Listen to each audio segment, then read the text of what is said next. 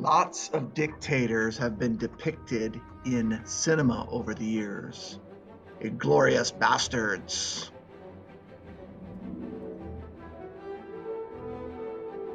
Nein, nein, nein, nein, nein! Was alles soll ich von diesen Judenschweinen noch ertragen? The Handmaid's Tale is another example of dystopian society. The movie V for Vendetta that came out, I believe, in about 2005 talks about a dystopian dictatorship that was existing in Great Britain and the people that fought against that dictatorship. The Matrix from 1999, where all civilization was held behind a virtual firewall in which they were used merely for energy. The Hunger Games, another dictatorship led by, I believe, Emperor Snow. Star Wars, the quintessential view on dictatorships, the Emperor and his right-hand person, Darth Vader. Master Commander, the quote, men must be owned.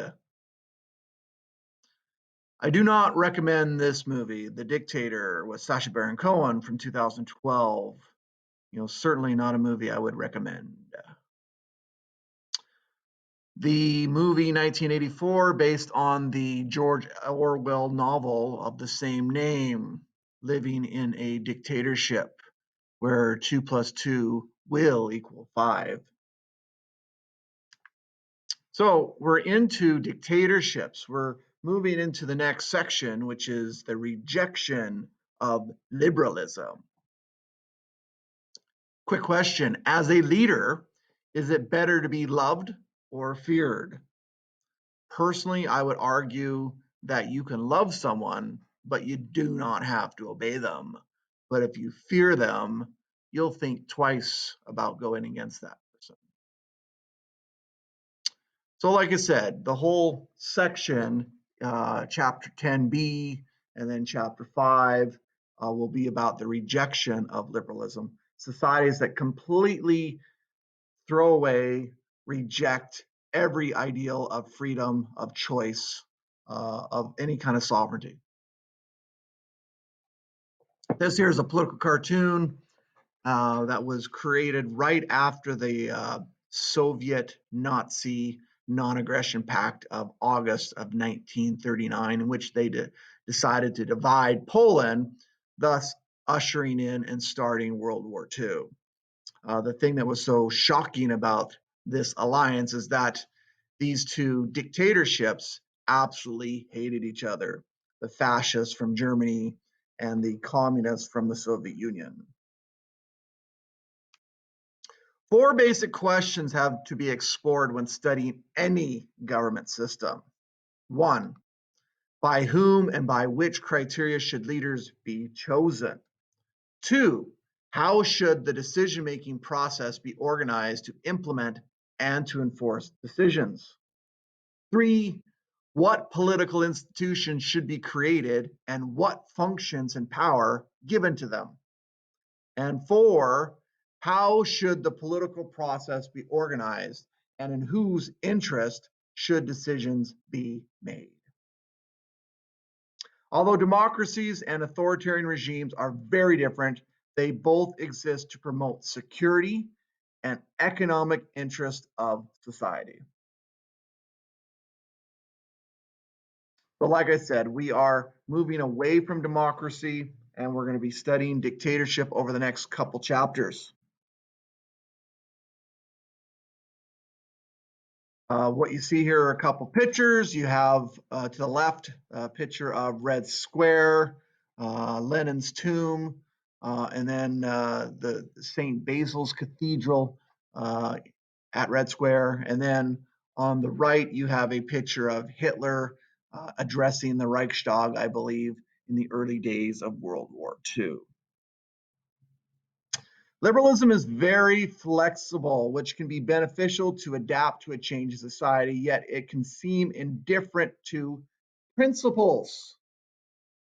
Okay, we've talked about what classical liberalism is. We've talked about its core beliefs. So I'm not going to just repeat what is said here. I'm going to give you like 10 seconds to look at it, and then we're going to move on. Pause it. There you go.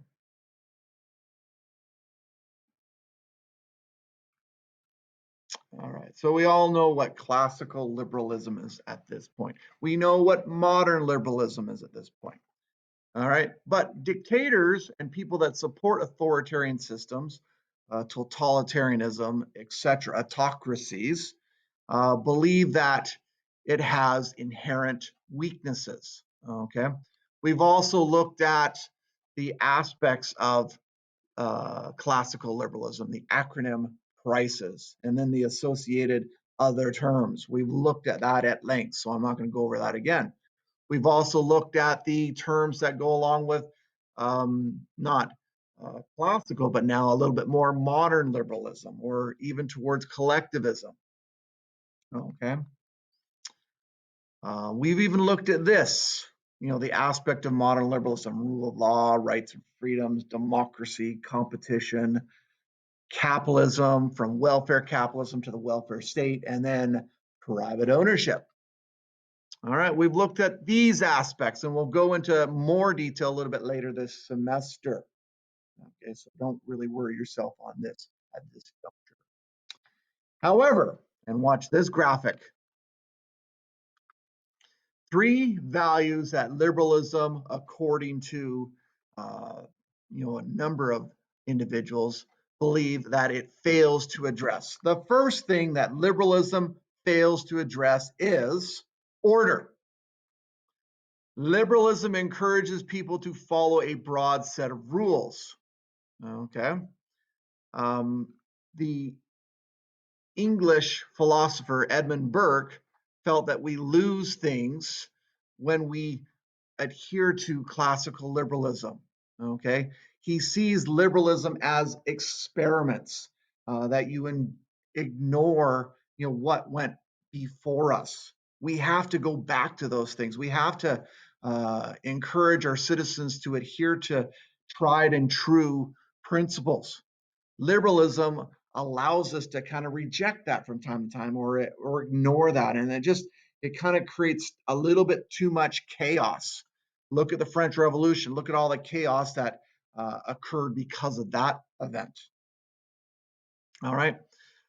So anyways, order is one area in which liberalism fails to address. Another thing is belonging. We need to live a common purpose, to be part of something glorious. For example, fascists believe that the focus should be on more belonging to a group. Okay, in order to achieve that set order that I was talking about in the previous slide.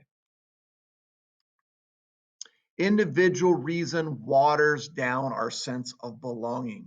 Okay, it becomes all for ourselves and not something for the larger group, so to speak. Pluralism, the idea of a civic nation, means there isn't one true community and purpose. So when you start thinking about everyone has rights and everyone does their own thing, there's many different groups that live in an area, then what is our community? What's our true purpose? What's our goal in mind? Free market promotes competition. You lose the feeling of unity, create a new economic system to ensure nation will thrive. Okay. So you as a nation should have your economy geared towards a betterment of all society, not just the elites, so to speak. And ultimately, democracy divides people. Competing for votes, petty debates can be seen in Canada when we feel the need for politicians to get on with ruling. We need a great leader to restore our standing in the world. I mean, specifically when you look at events like a pandemic, you want strong leadership that makes decisions, You don't want a bunch of people just dithering around, taking forever to make decisions. You want strong leadership. But at the same time, once again, if you are worried about dictatorships, you worry that when they have that too much power, then it starts to corrupt them. All right, the third thing that democracy and liberalism doesn't actually bring to people, ironically enough, is freedom. It has a distorted understanding of freedom. Okay. When we looked at communism, we looked at revolutionary socialism. Most communist nations recognize they have not yet reached the ideal of communism and refer to themselves as socialists. Freeing people, they see that when you have a certain amount of control, it frees you from other things. They believe it frees you from religion. It frees you from these traditional institutions. It frees you from culture, it frees you from social norms. And so there's a certain ironic look at freedom. Yes, you don't have the political, perhaps the economic freedom, but maybe you have freedom from institutions that maybe held you down or kept you, uh, in a certain box, so to speak. Another thing, free market economy actually enslaves individuals. It focuses on the needs of the market instead of the market following our needs. Okay. Instead of having a job that you want to do, you do something that makes you money. Okay. I knew a kid that wanted to be a certain profession, but his parents told him to be something else because ultimately he wasn't going to be able to make enough money. Real freedom, according to people that believe in dictatorships, equals to take control over the economy so that it meets the demands of our humanity, not the demands of profit. The business cycle is a symptom of the illness of liberalism. Once true communism is established, will be no need for government as people will govern themselves.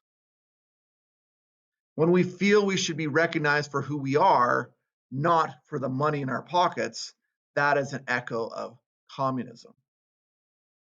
All right, so like I said, to kind of sum that up, is that if you're always worried about paying your bills, you're always worried about a financial progression, then you're not free to be who essentially you might be if you weren't tied down by those uh, events. All right, another argument. How viable is liberalism in regions that are not traditionally liberal, like a theocracy, a government that's ruled by religious individuals? When we look into chapter 9, we're going to be looking at the imposition of liberalism. How viable was it that, the United States goes into Afghanistan or goes into Iraq and tries to change a society that's been a theocracy, especially in Afghanistan, for example, for hundreds and hundreds of years. Liberalism is only one way of seeing the world. The issue is if the ideology can answer the needs of individuals. Okay, liberals focus on freedom. Other societies may focus on the value of order or belonging, but all three ultimately need to be addressed. And so, in review, like I said, liberalism, according to people that believe in dictatorships, fail to address these issues: order, belonging, and ultimately freedom. All right, so what is the justification for a dictator? Okay, well, one, the goals of the state are above selfish individual objectives. Therefore, the collective welfare of the state must prevail over the privileges of the individual. The collective is ultimately more important than the individual. So if you as an individual is getting in the way of the collective, you must be dealt with. I guess the question you need to ask yourself is, who makes that decision on what is important and what's not important for the collective? Only certain people are sufficiently intelligent and energetic to rule. And that's similar to an Edmund Burke. And that's similar to, the the Hobbesian kind of principles, that there's just some people that are more apt and more able to rule than others based on upbringing, based on intelligence, um, etc. That if you allow everyone to make decisions and everyone to have an input, it's just going to muddle things along. Okay, you're just not going to have as efficient or well-run government as if you only allowed the elites to take part in that. Unless people's beliefs and actions are strictly controlled, ultimately organization will break down. People that believe in dictatorships believe that people need to be ruled, just like that clip from Master and Commander, that men in general, humanity needs structure, needs order, needs control. All right, so what is a model dictatorship? The elites, okay, so the people in power, a very small group of people running the show, will make all public decisions. There is absolutely little respect for the political rights of the individual and groups that are not part of that elite. Well, there's a reason why you're not part of that elite. Maybe you're just not capable. Maybe the so-called cream did not rise to the top. Okay, so if you're not part of that decision-making group, your job is to be the worker bee, so to speak. It is based on the assumption that only the elite have anything useful to contribute. People are inevitably unequal and may not compete with their rulers. Okay, it is just not healthy for society for people to continually try to usurp their leadership. Okay, it does not bring about efficiency. All right, so we need to look at theorists behind dictatorships. The first guy that I'm going to go into is Friedrich Nietzsche. From 1844 to 1900 was a scathing critic of democracy.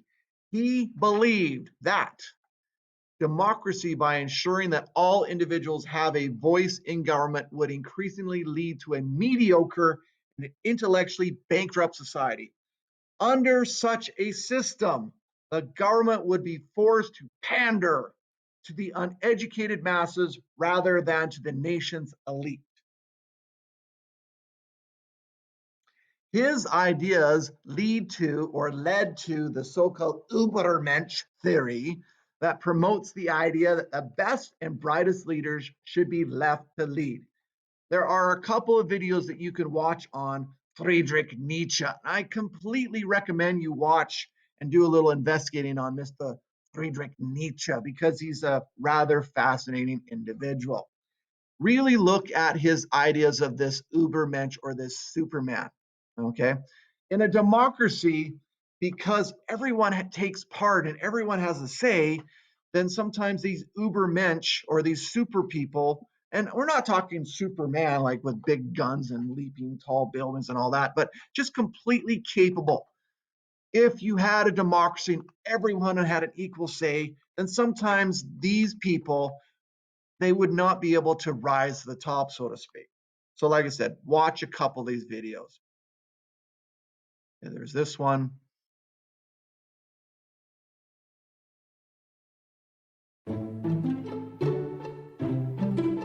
Nietzsche on the Superman. And then on the bottom of this page, you have another one. And I just can't get to it because I have this silly thing in the way. Oh, it worked. And this is a look at his philosophy. I'll play this one for you because I think the challenge well begins based. with how to pronounce his name. The first bit should sound like ni, the second like cha, Nietzsche. Then we need to get past some of his extraordinary and provocative statements. What doesn't kill me makes me stronger. God is dead, and we have killed him. And his large moustache. But when we do, we'll discover a thinker who's intermittently enchanting, wise, and very helpful. Friedrich Nietzsche was born in 1844 in a quiet village in the eastern part of Germany, where his father was the priest. He did exceptionally well at school and university, and so excelled at ancient Greek that he was made a professor at the University of Basel when still only in his mid-20s. But his official career didn't work out. He got fed up with his fellow academics, gave up his job, and moved to Sils Maria in the Swiss Alps, where he lived quietly, working on his masterpieces, among them The Birth of Tragedy, Human All Too Human, The Gay Science, Thus Spoke Zarathustra, Beyond Good and Evil, On the Genealogy of Morals. He had lots of problems. He didn't get on with his family. I don't like my mother, and it's painful even for me to hear my sister's voice. Women kept rejecting him. His books didn't sell. And when he was only 44, he had a mental breakdown, precipitated when he saw a horse in a Turin street being beaten by its driver, and ran over to embrace him, shouting, "I understand you." He never recovered and died 11 sad years later. But his philosophy was full of heroism and grandeur. He was a prophet of what he called Selbstüberwindung, or self-overcoming, the process by which a great-souled person, what he called an Übermensch, rises above their circumstances and difficulties to embrace whatever life throws at them. He wanted his work to teach us, as he put it, how to become who we really are. His thought centers around 4 main recommendations. 1. Own up to envy. Envy is, Nietzsche recognized, a big part of life. Yet the lingering effects of Christianity generally teach us to feel ashamed of our envious feelings. They seem an indication of evil, so we hide them from ourselves and others. Yet there's nothing wrong with envy, maintained Nietzsche, so long as we use it as a guide to what we really want. Every person who makes us envious should be seen as an indication of what we could one day become. The envy-inducing writer, tycoon, or chef is hinting at who you are capable of one day being. It's not that Nietzsche believed we always end up getting what we want. His own life had taught him this well enough. He simply insisted that we must face up to our true desires, put up a heroic fight to honour them, and only then mourn failure with solemn dignity. That is what it means to be an Übermensch. 2. Don't be a Christian. Nietzsche had some extreme things to say about Christianity. In the entire New Testament, he wrote, there is only one person worth respecting, Pilate, the Roman governor. It was knockabout stuff, but his true target was more subtle and more interesting. He resented Christianity for protecting people from their envy. Christianity had, in Nietzsche's account, emerged in the late Roman Empire, in the minds of timid slaves who'd lacked the stomach to get hold of what they really wanted, and so had clung to a philosophy that made a virtue of their cowardice. He called this Sklavenmoral. Christians, whom he rather rudely termed die Herde, the herd, had wished to enjoy the real ingredients of fulfillment, a position in the world, sex, intellectual mastery, creativity, but they'd been too inept to get them. They'd therefore fashioned a hypocritical creed, denouncing what they wanted but were too weak to fight for, while praising what they didn't want but happened to have. So, in the Christian value system, sexlessness turned into purity, weakness became goodness, submission to people one hates became obedience, and, in Nietzsche's phrase, not being able to take revenge turned into forgiveness. Christianity amounted to a giant machine for bitter denial. 3. Never drink alcohol. Nietzsche himself drank only water, and as a special treat, milk, and he thought we should do likewise. He wasn't making a small, eccentric dietary point. The idea went to the heart of his philosophy, as contained in his declaration, there have been 2 great narcotics in European civilization, Christianity and alcohol. He hated alcohol for the very same reasons that he scorned Christianity, because both numb pain, both reassure us that things are just fine as they are, sapping us of the will to change our lives for the better. A few drinks usher in a transient feeling of satisfaction that can get fatally in the way of taking the steps necessary to improve our lives. Nietzsche was obsessed with the awkward truth that getting really valuable things done hurts. How little you know of human happiness, you comfortable people, he wrote. The secret of a fulfilled life is live dangerously, build your cities on the slopes of Mount Vesuvius. 4. God is dead. Nietzsche's dramatic assertion that God is dead is not, as it's often taken to be, some kind of a celebratory statement. Despite his reservations about Christianity, Nietzsche didn't think that the end of belief was anything to cheer about. Religious beliefs were false, he knew, but he observed that they were very, very beneficial in the sense of helping us cope with the problems of life. Nietzsche felt that the gap left by religion should ideally be filled by culture. He meant philosophy, art, music, literature. Culture should replace scripture. However, Nietzsche was deeply suspicious of the way his own era was handling culture. He believed the universities were killing the humanities, turning them into dry academic exercises, rather than using them for what they were always meant to be, guides to life. He admired the way the Greeks had used tragic drama in a practical, therapeutic way, as an occasion for catharsis and moral education, and wished his own age to be comparably ambitious. He called for a reformation in which people, newly conscious of the crisis brought on by the end of faith, would fill the gaps created by the disappearance of religion with philosophy and art.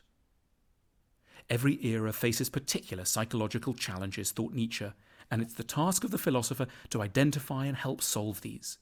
For Nietzsche, the 19th century was reeling under the impact of two developments, mass democracy and atheism. The first threatened to unleash torrents of undigested envy, the second to leave humans without guidance or morality.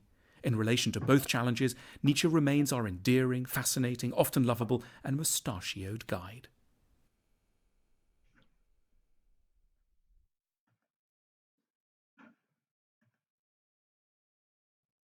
All right. There's a brief look at Nietzsche. I do invite you to look a little bit more into Nietzsche, some of the works that he wrote in his lifetime.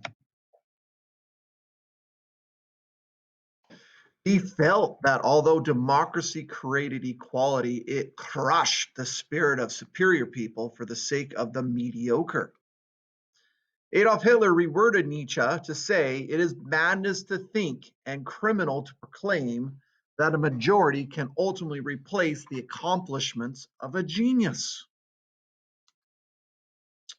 All right, like I said, you can watch this on your own time. The whole idea of this Ubermensch, this Superman.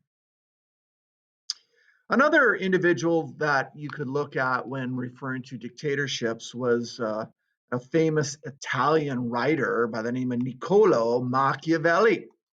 Lived from 1469 to 1527. He believed that the ruler should inspire fear, but at the same time should be mindful of maintaining support of the people, if only to prevent foreign powers from encouraging rebellion by the people. All right, so when we think of Machiavelli, we think that leaders need to be able to be flexible. They need to be able to do things that are necessary in order to not only gain power, but keep power. There's a term that comes from his name, and it's called being Machiavellian. And all that means is do whatever is necessary and forget about ethics, forget about morals, forget about what you think is right and wrong. You do what is necessary in order to gain and secure power and then to keep it. Okay, this is actually a really good video that deals with Machiavelli, his lifetime. His most famous work was called The Prince, written, as you can see, in 1513. And I'll just read a couple of these quotes that say, a prince being thus obliged to know well how to act as a beast must imitate the fox and the lion. For the lion cannot protect himself from traps, and the fox cannot defend himself from wolves. One must therefore be a fox to recognize traps, and a lion to frighten wolves. In other words, the leader, the prince, so to speak, has to be able to be flexible, has to be something at certain times and another thing at other times. You have to be strong when you need to be strong. You have to seem maybe weak when you're really not weak. You have to be nice at times. You have to be ruthless at times. Okay. And you have to be able to use whatever means is necessary in order to have an ultimate victory. Ultimately, he said, since love and fear can hardly exist together, if we must choose between them, it is far safer to be feared than loved. Here's a video on Machiavelli.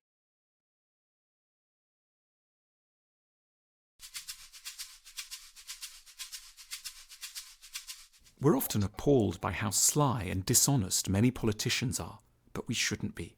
In moods like this, we need to remember and read the works of Niccolo Machiavelli, a late 15th century political advisor and political theorist who argued that we shouldn't think that politicians are immoral and simply bad for lying and dissembling and manoeuvring.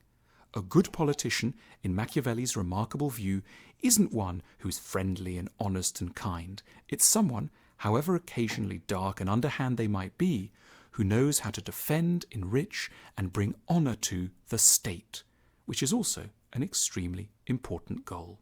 Being nice may well be a virtue in general, but what citizens most need from their rulers is effectiveness, which may well call upon some darker arts. Once we understand this basic requirement, we stand to be less disappointed and clearer about what we want from our politicians. Niccolo Machiavelli was born in Florence in 1469. His father was a lawyer, and so Machiavelli received an extensive formal education and got his first job as a secretary for the city of Florence. But soon after his appointment, Florence exploded politically and expelled the Medici family, who'd ruled it for 60 years, and suffered decades of political instability and turmoil. As a consequence, Machiavelli experienced a series of career reversals. Over just a few decades, he went from being an important diplomat to a semi-successful general to an enemy of the state, tortured and then exiled when the Medici returned to power. Although Machiavelli was rather a failed politician, he can be remembered as a truly great man because of two works he wrote, The Prince and The Discourses. In them, he attends to a central problem of politics then as now, that it's almost impossible to be both a good politician and a good person in the traditional Christian sense. Machiavelli proposed that the overwhelming responsibility of a good prince is to defend the state from external and internal threats to stable governance. This means he must know how to fight, but more importantly, he must know about reputation and the management of those around him. People should neither think he is soft and easy to disobey, nor should they find him so cruel that he disgusts his society. He should seem unapproachably strict, but reasonable. When Machiavelli turned to the question of whether it was better for a prince to be loved or feared, he wrote that while it would theoretically be wonderful for a leader to be both loved and obeyed, a prince should always err on the side of inspiring terror, for this is ultimately what keeps people in check. Machiavelli's Christian contemporaries had suggested that princes should be merciful, peaceful, generous, and tolerant. They thought that being a good politician was, in short, the same as being a good Christian. But Machiavelli argues differently. He asked his readers to dwell on the incompatibility between Christian ethics and good governance, and particularly refer to the case of Girolamo Savonarola. Savonarola was a Dominican friar, a fervent, idealistic Christian who'd briefly come to be the ruler of Florence in 1494. He'd come to power promising to build the city of God on earth in Florence. He'd preached against the excesses and tyranny of the Medici government, and even managed for a few months to lead Florence as a peaceful, democratic, and relatively honest state. However, Savonarola's success could not last, because, in Machiavelli's view, it was based on the weakness that always attends being good in the Christian sense. It was not long before his regime became a threat to the corrupt Pope Alexander, whose henchmen captured and tortured Savonarola, hung him in the centre of Florence, and burnt the body before the eyes of a now vengeful citizenry. This, in Machiavelli's eyes, is what tends to happen to the nice guys in politics. Rather than follow this unfortunate Christian example, Machiavelli suggested that a leader would do well to make judicious use of what he called virtù, virtue. Machiavelli's concept of virtù for politicians involves wisdom, strategy, strength, bravery, and when necessary, ruthlessness. In fact, at one point, Machiavelli uses the deliciously paradoxical phrase criminal virtue to describe the necessary ability of leaders to be cruel in the name of the state, and yet still good as leaders. Machiavelli provided some criteria for what constitutes the right occasion for a bit of criminal virtue. Any violence must be strictly necessary for the security of the state. It must be done swiftly, often at night, counselled Machiavelli, and it shouldn't be repeated too often, lest a reputation for mindless brutality builds up. Machiavelli gave the example of his contemporary, Cesare Borgia, whom he admired as someone who knew how to be tough but not too tough, though we might question the criteria Machiavelli used. When Cesare conquered the city of Cesena, he ordered one of his mercenaries, Ramiro de Orco, to bring order to the region, which Ramiro did through swift and brutal ways. Men were beheaded in front of their wives and children, property was seized, traitors were castrated. Cesare then turned on de Orco himself and had him sliced in half and placed in the public square, just to remind the townspeople who the true boss was. But then, as Machiavelli approvingly noted, that was enough bloodshed. Cesare moved on to cut taxes, imported some cheap grain, built a theatre, and organized a series of beautiful festivals to keep people from dwelling on unfortunate memories. The Catholic Church banned Machiavelli's works for 200 years because of the force with which he had argued that being a good Christian was incompatible with being a good leader. But even for atheists and those of us who are not politicians, Machiavelli's insights are important. He writes that we cannot be good at or for all things, not only because of our limited abilities and resources, but also because of conflicts within moral codes. Some of the fields we choose, if not politics, then perhaps business or family life, may require what we evasively call difficult decisions, by which we really mean ethical trade-offs. We may have to sacrifice neo-Christian visions of kindness for the sake of practical effectiveness. We may have to lie in order to keep a relationship afloat. We may have to ignore the feelings of certain employees to keep a business going. And that, insists Machiavelli, is the price of dealing with the world as it is and not as we feel it should be. The world has continued to love and hate Machiavelli in equal measure for insisting on focusing our attention on the uncomfortable tension between two things we love and always want to have together but perhaps can't: effectiveness and niceness.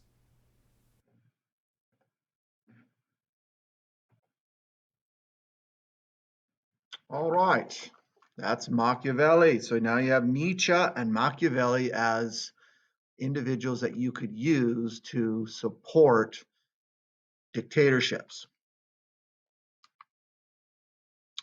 So in review, values that liberalism neglects include order, okay, belonging, and freedom.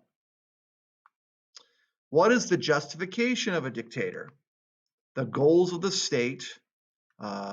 Individuals inevitably are unequal, okay, that the elites need to rule and everyone else needs to follow along, and society needs order. Types of dictatorships, the so-called model dictatorships. Elites are more important. Everyone else plays their role, okay? Do your thing, okay? Do not step out of your boundaries, so to speak. All right. Philosophers such as Nietzsche, his idea of Übermensch, and anti-democratic, anti-religion, okay, that those things were crutches on your life. And then, of course, Machiavelli. It is better to be feared than loved. Okay, and ultimately use whatever means is necessary to gain power and secure power, the so-called Machiavellian. So you're going to see a lot of these dictators over the next couple weeks, few weeks, and you'll see examples of Machiavellian strategies. You'll see Machiavellian, played out in media, played out in arts, played out in movies, television shows, etc. All right, I think we're going to stop for today. We'll do part 2 tomorrow, and we'll finish that up tomorrow. So we got the first 35 slides today. Tomorrow we'll do the rest of the slides, including the methods that dictators will use in order to secure power and keep power. All right, that's enough for today.